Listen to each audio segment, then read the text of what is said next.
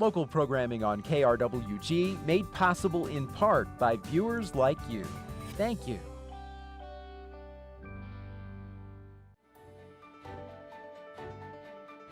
Welcome to Your Legislators, a production of KRWG Broadcasting. Your Legislators is a public service program providing our viewing audience in southern New Mexico the opportunity to hear about important legislative issues directly from their elected representatives in Santa Fe. Thanks so much for joining us for Your Legislators. I'm Fred Martino. Very pleased to have with us from Santa Fe this week, Representative Rudy Martinez. Representative, thank you so much for being with us. Good morning, and thank you for this opportunity to visit with you this morning. It is so good to have you here, and it has been a very busy week for you and the House, with the House passing a budget and some increases in revenue. Those increases in revenue would tax all internet sales, raise the permit fee on heavy trucks, close a loophole that benefits nonprofit hospitals and healthcare providers, and also increase the tax on vehicle purchases from 3 to 4%. I want to get your assessment of the budget that was passed and these 4 different ideas for increasing revenue to avoid further cuts in the budget. You're absolutely right. And unfortunately, because of the situation, the financial situation in the state, that was a revenue enhancement bill that certainly will meet our requirement to balance the budget for 18. And as you mentioned, those those areas seem to be one of the alternatives to be able to have revenues and also to kind of boost our reserves. Because the reserves were pretty low, and with these enhancements, it not only helped the budget, but it also increased the reserves for the state. Now, of course, as you know, there is grave concern, however, because the governor has not indicated that she will accept this plan. In fact, indications are she will not. A statement from her office called it a, quote, political ploy. What was your reaction to that? Well, it may be considered a political ploy in certain areas, but this was something that was necessary, in my opinion, to be able to balance the budget and also increase our reserves, as I mentioned, because we don't want to see another lowering of our bond rating, which will have a major effect on any monies borrowed by the state or local agencies, as the interest rate will increase significantly. So I think it's a fair proposal to increase our revenues. But again, of course, we know that the administration has the ability to veto the bill or make any adjustments that they may make. And unfortunately, all these revenue enhancement proposals in some way or another will affect New Mexicans. Well, let me ask you, what is your sense of negotiations with the governor's office to try to come up with something that she will not veto? Well, I have to give a lot of credit to Chairwoman Patricia Lundstrom, which is chair of the Appropriations Committee, in her ability to really look at the budget across the board, and then also the tax committee, which worked on this revenue enhancement piece of legislation, and they were being careful to not overextend the impact on our citizens, but there has been some negotiations or conversations with the Senate to see what the final outcome would be, and hopefully that there would be some kind of conversation with the governor to find a balance where we can have revenue income for the state, for us to meet our constitutional requirement of a balanced budget. So that's what the thought is, to try to negotiate to come up with a reasonable piece of legislation. Well, as you know, this now moves to the Senate, and there are different proposals there. Senator John Arthur Smith has proposed a 10-cent a gallon increase in the state's gas tax. As you know, we have one of the lowest gas taxes in the country, and it hasn't been increased to keep up with the inflationary cost of taking care of roads and infrastructure. What do you make of this idea? That conversation has been going on. As you may know, I was not in office for 2 years, but even before I left office 2 years ago, that conversation was kind of being shared among legislators. At this point, we need to do something, and I think the gas tax would be a reasonable thing to do, because it not only affects New Mexico residents, but anybody crossing the state that purchases fuel will help contribute to that tax. And certainly, we really need to improve the budget for the Department of Transportation, for bridges and road improvements, road enhancements, and very honestly, this is a much needed issue, because it's more for public safety that it would be helping. If we have bad roads, the potential of personal injury, or even the wear and tear on all vehicles. I wonder, Representative Martinez, if you also think that the discussion about the gas tax is something that really ought to be broadened to a wider public policy discussion in New Mexico, and that is that we have something called inflation. Even in the best of times, it's about 2% a year, and in order to keep up with inflation, adjustments have to be made in taxes, in employee salaries, etc. Otherwise, you fall so far behind that you really have difficulty catching up. You can't make a 1-year increase of enormous proportions, either in salaries or in taxes. And that thought has really been something that we implemented when I was serving as mayor for the city of Bayard. We went along with pretty much the consumer price index, and instead of, as you mentioned, having a large increase in rates, but also I think that it would be something to really consider to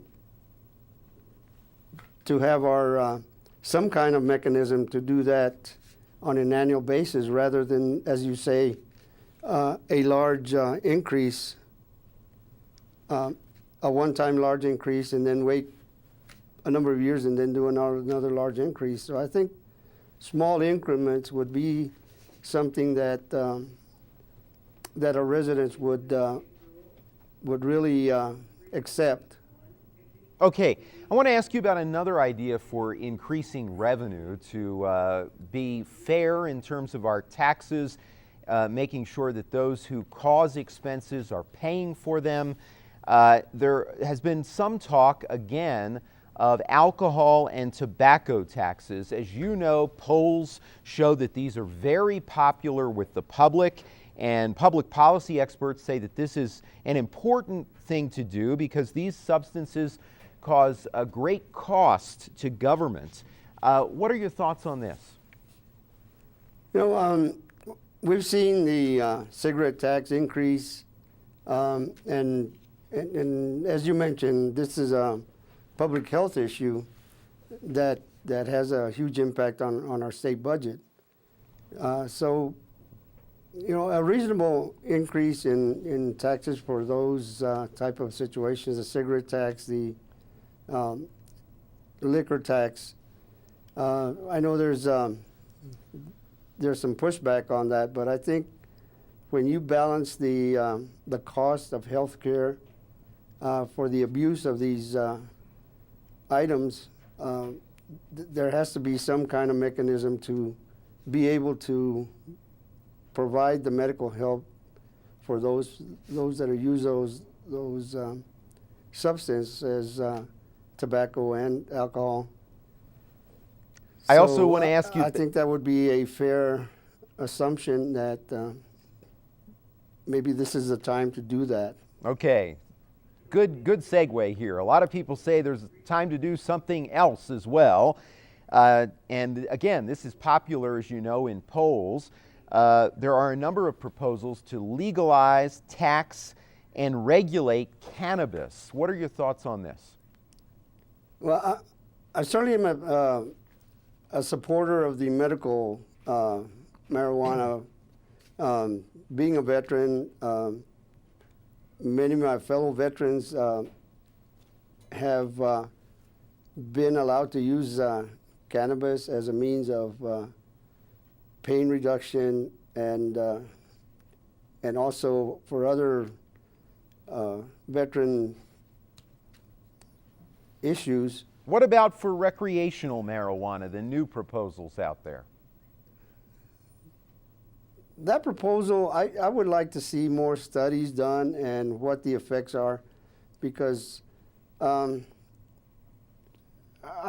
have kind of mixed emotions about it. If we could have a true study and not just jump into it. And I've had conversations with legislators from our neighboring state in Colorado, and of course they're raising a significant amount of taxes from the medical or from the recreational marijuana or cannabis.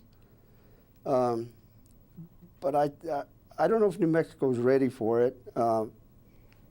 I would support it if I had some concrete information from actual studies of what the effects might be, and if there's any significant issues, especially among the younger folks that may be using this as a recreational substance. Okay. As you know, that there is a proposal once again as well to allow farmers to grow hemp, a different issue. This was passed in a bipartisan fashion by the legislature in a previous session, and it was vetoed by the governor. What is your sense this time? Do you think that this will go through this time? I think this time it has a good possibility of going through, because we've seen, and as we know, we go back in history, and hemp was being used extensively during World War II in that era for many, many uses. And I think it would help our agriculture industry, especially down in southern New Mexico, because it requires a minimal amount of water, and it's a product that can have multiple uses. Okay, I want to ask you about another issue that's been moving through the legislature, increasing the state's minimum wage. As you know, there are proposals as low as $8.45 an hour and as high as $15 an hour. Where do you stand on this? I do recognize that we need to do something with our minimum wage, but we have to be sensitive to the ability of the business industry to be able to provide that reasonable salary increase. And what would the reasonable increase be? Where do you think it should be? I think I would be comfortable in the range of somewhere around $9, $9.50, somewhere in there. Okay. But again, I think we need to look at small businesses and how it would affect them the most, and still be able to maintain their business and keep the doors open. Okay. I want to ask you about another issue that has come up a number of times, like the minimum wage, ethics legislation. What would you like to see out of this session on ethics?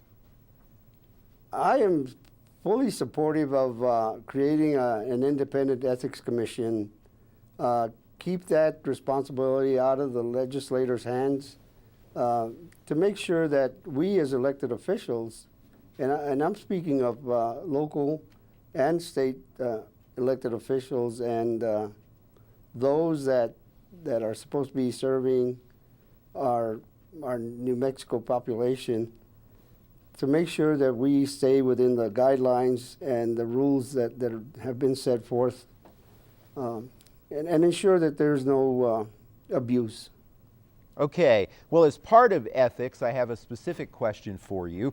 Should there be legislation to look at a requirement of 2 years or more before officials go to work for organizations that lobby the government? As you know, former New Mexico Environment Department leader Ryan Flynn, who worked in the Martinez administration, left and quickly became director of the New Mexico Oil and Gas Association. What are your thoughts on this? I believe that is a good piece of legislation. You know, you might call it a cooling off period or whatever you might deem to name it. But I think that would be a good piece of legislation to be able to make sure that these individuals are not being or taking advantage of their expertise and going right into a situation like that or lobbying. Okay. But, that's something that yes, that needs to happen. Okay, thank you very much for that. And we move on now to an important issue for a very large and growing number of voters in New Mexico, and for that matter, all around the country, and that is opening up the primary system, allowing folks who don't register with a political party to still take part in a primary of their choice. There have been a number of ideas to do this in the New Mexico legislature. The one that seems to be gaining some traction is what I just mentioned, a bill that would allow folks to choose, if they're not registered with a political party, to either vote in the Republican or the Democratic primary. What do you think about this idea? During my campaign, that's one of the issues that I that I did have discussions with constituents, and there was a number of constituents that did voice that concern, and I agree. We are all Americans, and we, by Constitution, we have the right to vote, and by separating individuals that do not belong to the major parties, I believe that they should have the right to vote in primaries. Okay, another idea that's come up, and I haven't heard much about it lately, but in the beginning of the session, there was some noise about it. A bill was introduced to have automatic voter registration. Where does this stand, and where do you stand on the idea? I think that's an opportunity that every New Mexican should have, and just make it easier for them to register and become involved in the process to exercise their right to vote. Okay. Any other things that you want to say about making voting easier, increasing voter participation? We know there are other bills out there, including consolidating elections with the hopes of increasing voter turnout. I mean, as you know, we have school elections, for instance, that routinely get only 3-4% of folks registered going out to vote? Well, I've been having conversations with some of the folks that are supporting it, and also with individuals or not groups that are not too much in favor of consolidating the elections. It could be maybe a positive thing to do, or it could deter even more voters from coming out to vote. So my understanding and conversations that some county clerks are not in favor of it. I understand the Secretary of State is in favor of it. I don't know if it's a matter of cost. By having separate elections, like you mentioned, school board, it affects the soil and water conservation vote, those areas that are separate, and what effect would it have on hypothetically an individual running for school board and excuse me, and some other position, and his name or that person's name would come up twice on the same ballot. It might be a little confusing.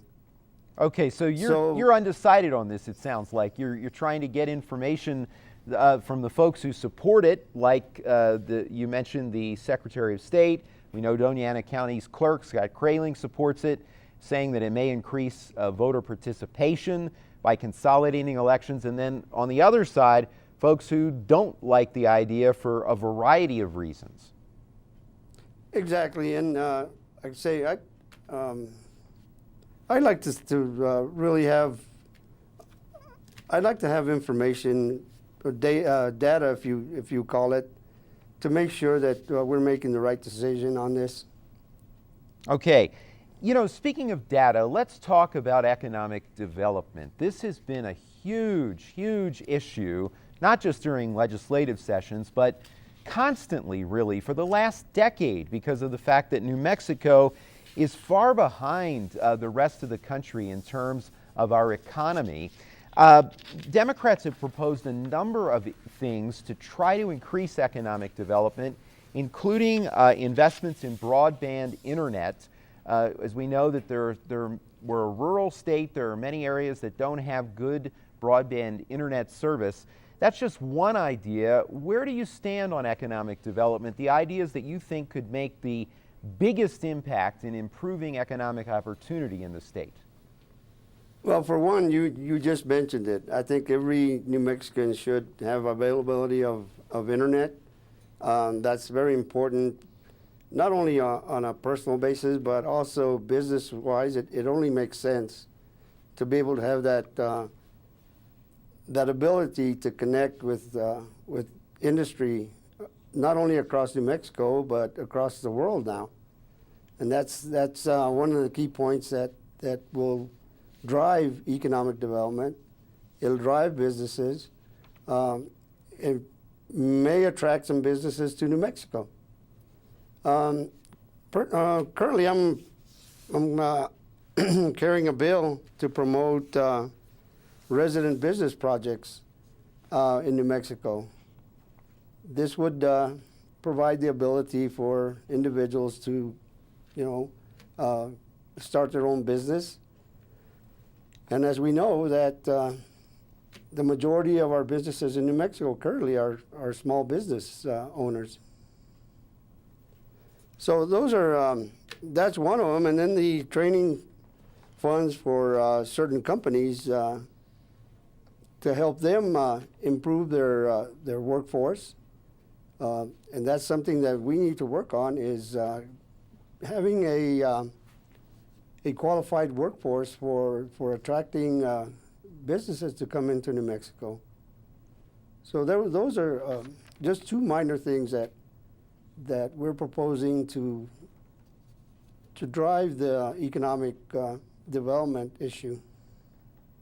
Well, getting to that qualified workforce issue, as you know, part of the reason why Democrats in the House and the Senate are looking at additional revenue is that there is a desire to not cut education any further, and maybe even get some new investment into education. The House bill does that. While it does, though, have another cut for higher education. Where do you stand on this? Because last week when we talked to Representative Angelica Rubio, she said that essentially she would not vote for additional cuts to education. And I basically feel the same way. You know, we've there was a proposal from provided to us when we began working on the budget of cutting schools $120 million. And we were able to lower that down to about 45, 46, somewhere in there, 47 million. And I'm a strong supporter of education. And further cuts to education is going to really hurt mostly the smaller school districts that are currently just scraping by now. So it would be very difficult for me to support even further cuts. Unfortunately, the way the financial status of New Mexico now is, it's making it difficult. The budget that we passed a couple of days ago was $2.66 billion for public education. But yet we see teachers leaving. The university enrollment for the teacher discipline is about close to 50% less than what it used to be. So we need to do something to help the teachers and help the school districts to be able to provide the education, because these situations are not helping the students. Okay. Larger class sizes, you know, those are the things that I'm looking at. All right, Representative. Making sure we provide that. Representative Rudy Martinez from Santa Fe. I know you're very busy, and we appreciate your time today on Your Legislators.